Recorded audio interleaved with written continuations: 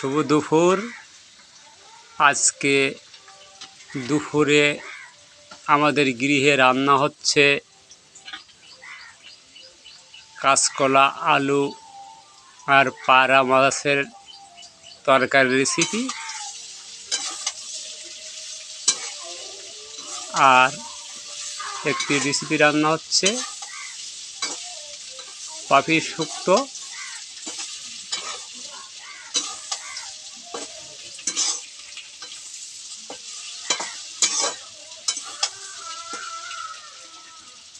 কাঁচকলা, আলু সুন্দরভাবে কষাই করে নিয়ে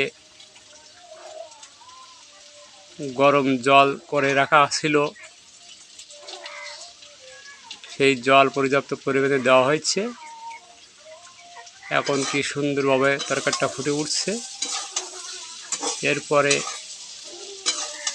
তরকারিতে ভেজে রাখা হয়েছিল পায়রা মাছ, ওইগুলো দেওয়া হবে। তারপরে পর্যাপ্ত পরিমাণে মশলা দিয়ে আলু, কাঁচকলা এবং